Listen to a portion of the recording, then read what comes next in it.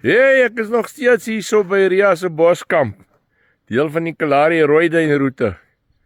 Neno het gesê hy gaan nie vir my 'n verjaarsdagkoek bakkie, hy gaan vir my Gensbok lewer maak ter viering van my 1-jarige verjaarsdag op Facebook.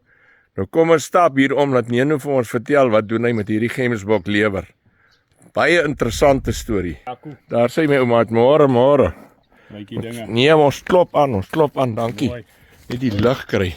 Jaco, ja, mense lewer is 'n ding wat mos nou vir mense maar gou grill en ril.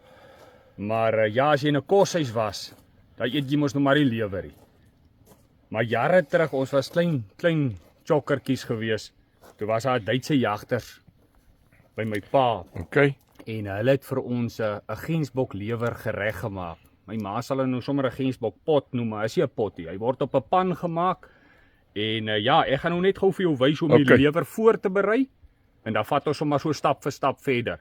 Nou toe. So die groot ding van 'n Gensbok of 'n lewer, dis nou die hele lewer. Die gal is af. Die gal het nou aan hierdie kant gesit. Die gal is mooi afgehaal. Ja.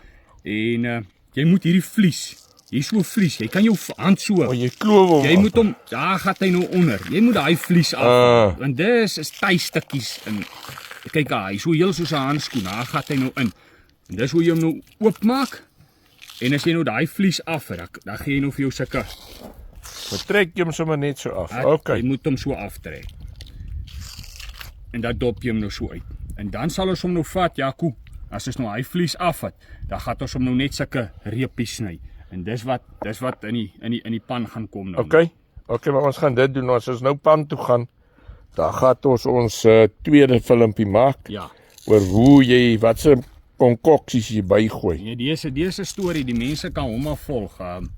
So, 'n beeslewer gaan ook werk, maar as jy in die veld is, hy Gensbok lewer, moet hom nie weg. Hy vlies af. Moet hom nie wegmaak nie. Okay. Ja, so dan daai vliese gaan ons nou almal, ons trek hulle nou aan die ander kant af. Dit vat so 'n bietjie tyd. Maar as jy vir hom daai, dan gaan ons gaan nou vir die mense wys as hy reepies gesny is.